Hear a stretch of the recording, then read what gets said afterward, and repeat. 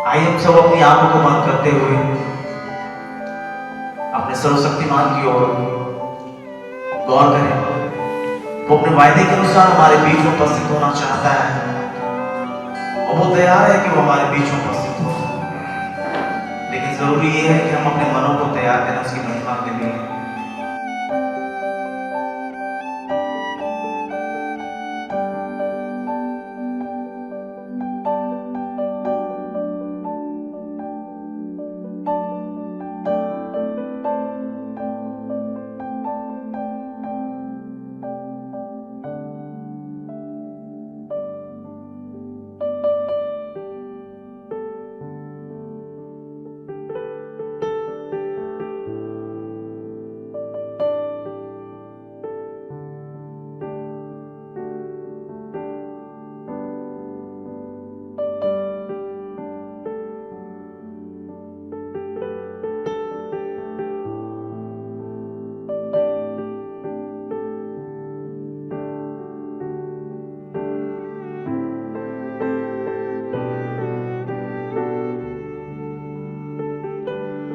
प्यारे प्रभु जी, जिनकी निगाहें आपकी ओर लगी रहती हैं पिता, जिनकी दृष्टि आपकी ओर लगी रहती है पिता परमेश्वर, और जो पिता परमेश्वर चाहे कितनी भी प्रभु जी, हाँ प्यारे प्रभु जी, आशीषों में हो, लेकिन उन आशीषों का सारा श्रेय प्रभु वो आपको देते हैं पिता।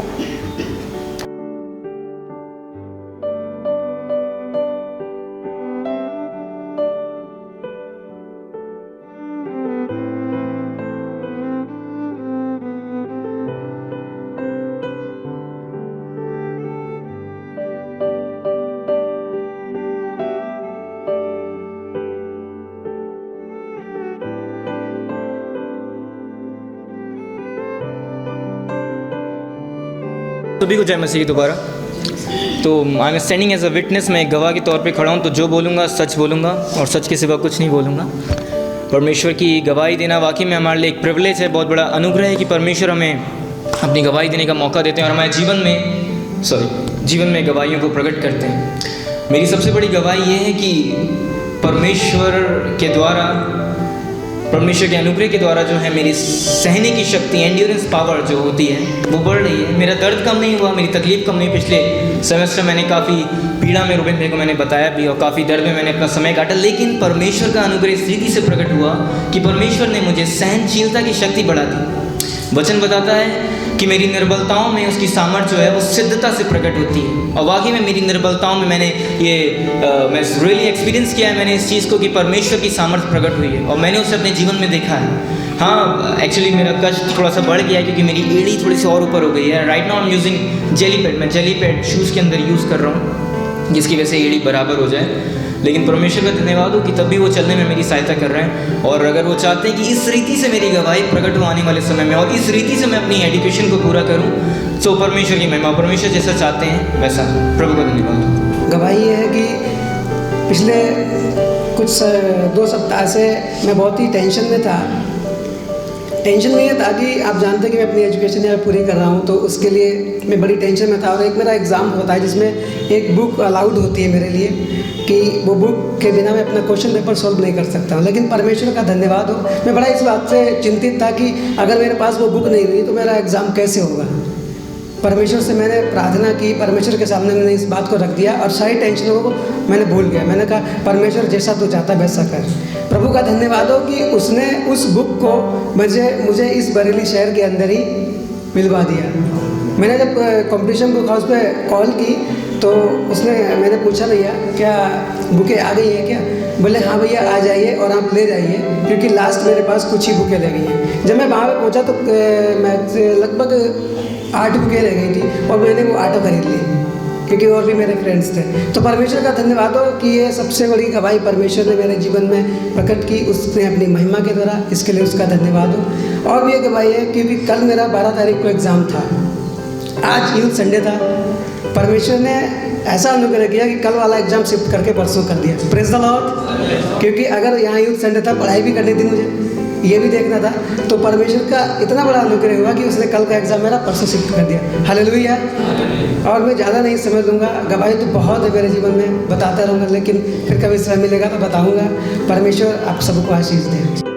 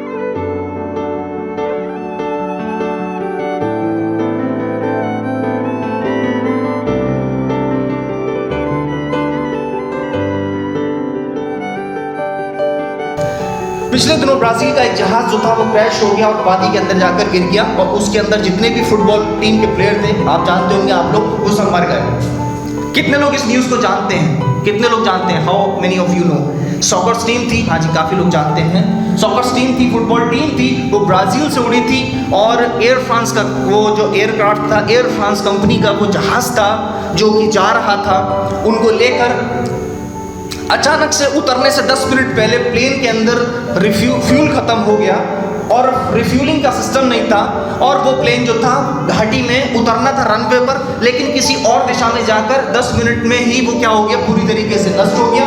और बहुत ही सुसज्जित, बहुत ही सुंदर जवान लोगों की टीम थी उसके अंदर फुटबॉल की, वो सब क्या हुआ है? कोई बता सकता है क्या हो गया उनके साथ? सब खत्म हो गए, सब मर गए। अगर प्लेन क्रैश होता है तो बचने की किसी की कोई संभावना नहीं है।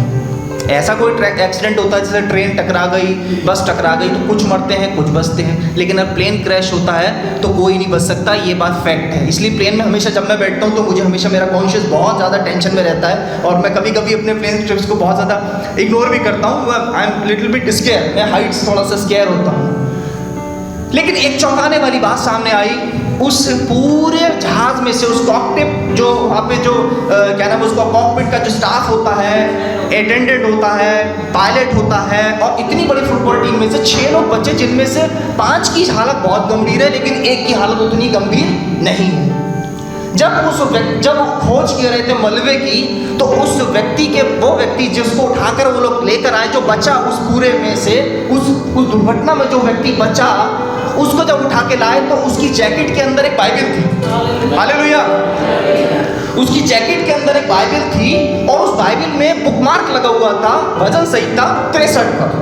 कोई पढ़ दे मेरे लिए भजन संहिता 63। वो पढ़ क्या रहा था? जब ट्रैवल कर रहा था वो पढ़ क्या रहा था?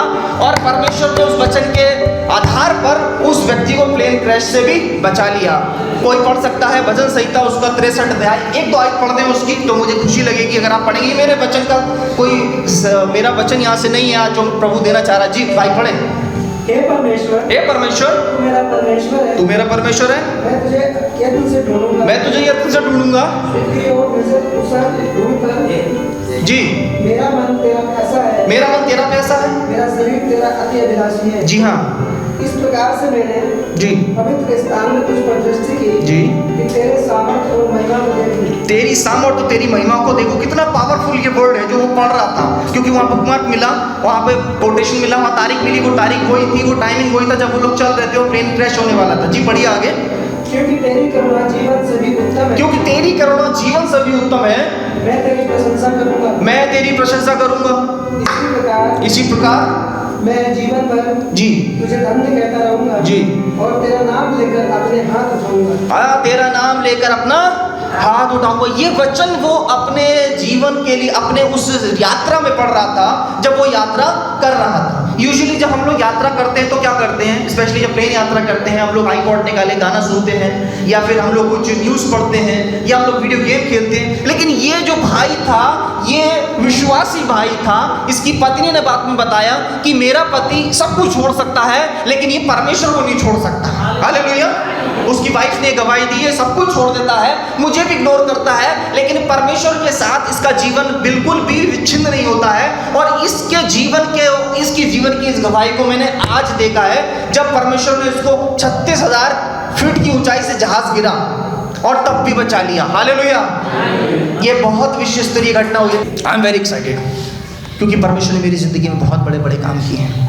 पास्टर पॉल तंगैया, छोटी सी गवाही बता के आपको अंत करूंगा। पास्टर पॉल तंगैया, आप लोग सब जानते हैं पास्टर पॉल तंगैया को? कुछ लोग जानते हैं, आप लोग, जी हाँ, बहुत कम लोग जानते हैं, आप नहीं जानते होंगे। बेंगलोर के अंदर सबसे बड़ा चर्च, जिसकी एक दिन जब आप यहाँ बैठे हैं, उस चर्च के अंदर इस समय कम से कम 18,000 लोग बैठकर परमेश्वर की आराधना कर रहे होंगे। सबसे बड़ा चर्च है बेंगलोर का। हालेलुया। और बढ़ रहा है। जब अभी पिछले साल मेरे को रिपोर्ट आई थी इट्स 17,000, अभी मुझे पता लगा 18,000। अभी 58 बैप्टिज्म लास्ट संडे हुए हैं, 58 बपतिस्मे हुए हैं, परमेश्वर के दास ने दिए हैं। 2 संडे पहले प्रभु के दास के जीवन में एक बड़ा गहरा संकट आ गया। मैं आपको बता रहा हूं कि परमेश्वर की वाचा हमारे जीवन में वैसे ही पूरी होगी जैसे लिखी है, लेकिन जरूरत इस बात की कि मैं उस वाचा के लिए तैयार हूं या नहीं। परमेश्वर के दास ने सुबह प्रभु का वचन दिया। पास्टर पॉल तंगैया, उनके लिए थोड़ा बता दूं, उस चर्च के सीनियर पास्टर हैं, फाउंडर हैं। जिस कॉलेज में मैंने पढ़ाई करी बेंगलोर में, उस कॉलेज में उन्होंने मेरे से कम 15-20 साल पहले उन्होंने पढ़ाई करी थी, बहुत पहले, 20-22 साल पहले। और बेंगलोर में उन्होंने चर्च अपना प्रारंभ किया। उनके 2 बच्चे हैं, एक बेटा सैमी तंगैया, उनकी बेटी। दोनों बच्चों की शादी हो गई है। प्रभु के दास आज भी जब दहाड़ते हैं प्रभु के काम के लिए तो लगता है जैसे कि शेर दहाड़ रहा है, इतनी कमांड है प्रभु के दास के अंदर। उन्होंने प्रभु का वचन दिया 2 संडे पहले। उनके उल्टे हाथ में बहुत दर्द था। सुबह उनके उल्टे हाथ में दर्द था, और ये जो जबड़ा होता उल्टा, इसमें भी दर्द था। उन्होंने प्रभु के दास ने जमकर प्रचार किया, लेकिन जब प्रचार करके वो अपने केबिन में गए और पास्टोरल कमेटी ने टेक ओवर करा बाकी चीज़ों को, वो अपने केबिन में गए तो वो दर्द उनका बढ़ने लगा। उनके उल्टे हाथ में और सीने में और दाढ़ में दर्द हो रहा था। उनको घबराहट सी हुई। उसके बाद उन्होंने 2 घंटे के बाद कॉफ़ी ली, उल्टे हो गए काम थोड़े से, कॉफ़ी ली, और कॉफ़ी के बाद उन्होंने फिर एक 3 बजे की सर्विस में फिर बोले, क्योंकि वो चर्च में 7 सर्विस होती है, 7 बार चर्च लगता है, सुबह से लेकर शाम तक चर्च होता है, क्योंकि एक बार में इतने लोग नहीं आ सकते, तो इसलिए 7 बार में वो चर्च होता है। फिर उनको बोलना था।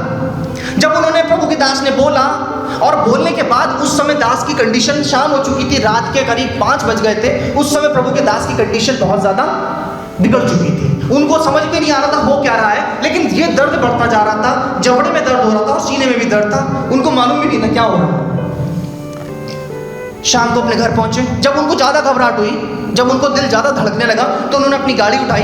बहुत बड़े प्रभु के दास हैं, लेकिन ड्राइवर नहीं रखते अपने साथ, खुद ड्राइव कर लेते हैं। उन्होंने अपनी गाड़ी उठाई, सीधे अपने राजेंद्र नगर, एक बहुत पॉश इलाका है, वो अपने घर गए। जब घर पे गए तो उनकी वाइफ ने पूछा, व्हाट्स हैपनिंग विद यू, क्या हो रहा है तुम्हारे साथ? बोले मुझे घबराहट हो रही है। उन्होंने उनकी शर्ट टाई वाई खोल दी, उनके वो बैठे हुए थे।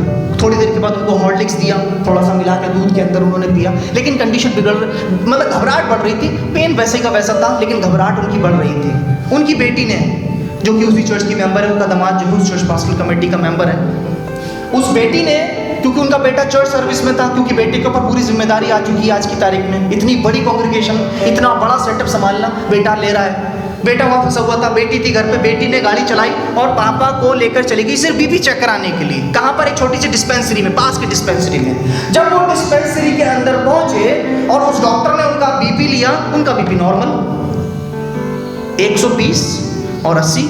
उन्होंने बोला आपका बीपी सही आ रहा है, तो कोई टेंशन नहीं हो सकती है, मैं ईसीजी कर देता हूँ। उस डॉक्टर ने बोला मैं ईसीजी कर देता हूँ, जो हार्ट का होता है। उस डॉक्टर ने उनका ईसीजी निकाला। जब ईसीजी रिपोर्ट जैसे ही डॉक्टर के सामने आई, डॉक्टर उछल कर दूर हट गया उनसे, अपनी सीट पे जाके बैठ गया, पसीने में तर हो गया। बोले reverend, you have a severe heart attack 2 hours before. आपको 2 घंटे पहले सीवियर हार्ट अटैक पड़ चुका है। आपके पास सिर्फ 20 मिनट है, सिर्फ 20 मिनट है आपके पास। पास्टर पॉल ने जब इस बात को सुना, उन्होंने अपनी मोजों में थे, स्ट्रेचर से उतरे, जूते हाथ में लिए। जब तक वो डॉक्टर कुछ बोलता वो भागे।